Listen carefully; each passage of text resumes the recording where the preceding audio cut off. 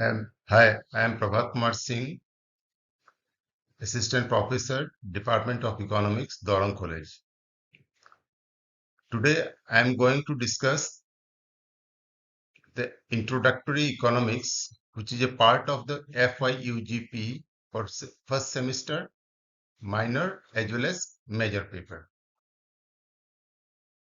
In this topic, in this paper, we are going to discuss the last unit of micro economics paper, that is tax.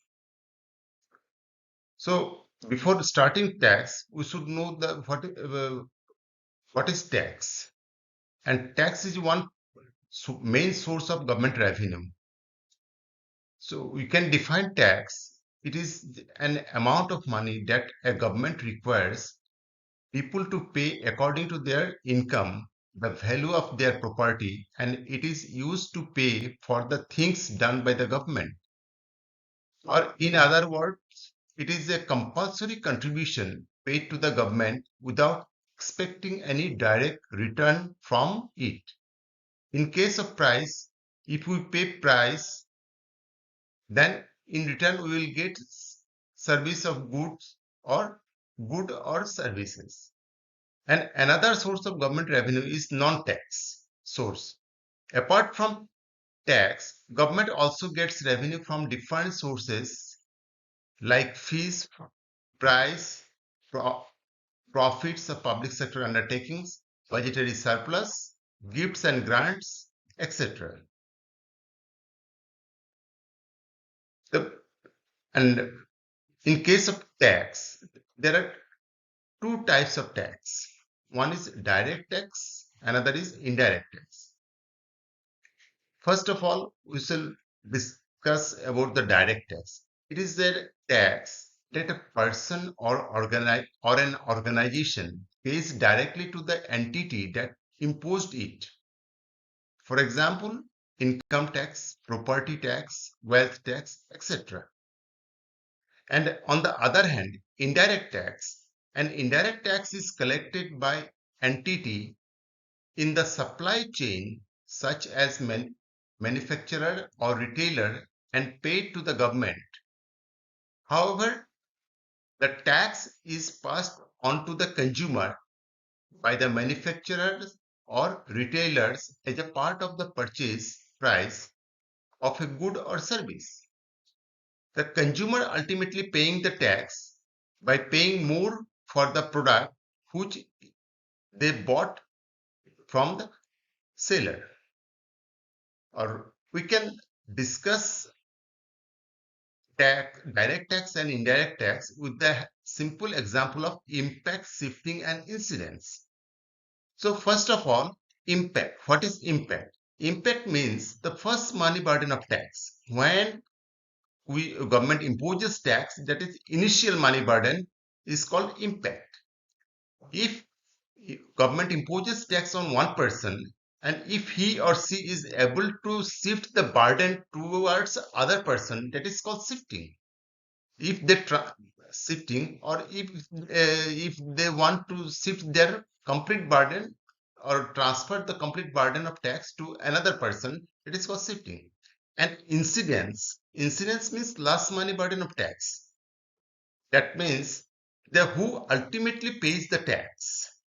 In case of direct tax, impact and incidence, that is first money burden of tax and last money burden of tax, fall on the same person. For example, income tax, property tax, wealth tax, etc. And indirect tax means the impact falls on one person, and incidence or last money burden of tax falls on other person. For example, in case of sale tax or GST, impact falls initially on the seller or producer, but ultimately they transfer it towards customer who ultimately pays the tax. And that amount of tax is included in the price of that commodity. So next, we can discuss the different types of direct tax. Direct tax are three types. One is progressive, second one is proportional, and third one is regressive. So progressive tax involves a tax rate that increases as taxable income increases. It falls less on poorer people and more on the richer people. And in case of proportional tax, the income it is an income tax system that levies the same percentage to everyone regardless of income, whether he is poor or rich. And in case of regressive tax, it refers a tax that is applied uniformly regardless of income. The burden of tax decreases with regressive tax as income rises. So from this chart, the complete idea will be clear for progressive, proportional, and regressive. In first column, you can see that the income level was 1,000, 10,000, and 1 lakh. In case of progressive tax, if taxpayer's income is 1,000, then he or she must pay 2% tax. If his income increases from 1,000 to 10,000, his tax rate will increase from 2 to 3%. If his income increases up to 1 lakh, then he must pay 5% tax. And in case of proportional tax, if the person earns 1,000 income, he will pay 3% in tax. If he earns 1 lakh income, then he also paid the 3% tax.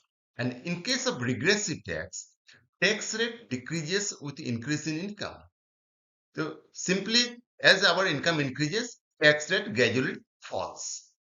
For example, in case of taxpayer's income is 1,000, he will pay suppose 4%. If his income increases to 10%, 10,000, then his tax rate will decreases from 4% to 3%. If his income increases from 10,000 to 1 lakh, his tax will decrease from 3% to 2%. So there are two types of indirect tax. One is specific tax, other is ad valorem tax. Specific tax means when tax is imposed on the size or volume of the commodity. For example, metric ton, cubic meter. When tax is imposed on coal or on stone, that is specific tax. And ad valorem tax means the when tax is imposed on the value of the commodity, like tax on gold, tax on silver, tax on diamond, etc. So next of this topic, after discussing the different types of tax, next elasticity of tax. It is also very important topic from this unit. Elasticity of tax means elasticity of tax means uh, it refers to the change in tax revenue in response to change in tax rate. For example, how tax revenue changes if government reduces corporate income tax, suppose from 30% to 25%, indicate tax elasticity. And another important topic is tax buoyancy. Tax buoyancy explains the relationship between the changes in the government's tax revenue growth and changes in GDP, or it refers to the responsiveness of tax revenue growth to change in GDP.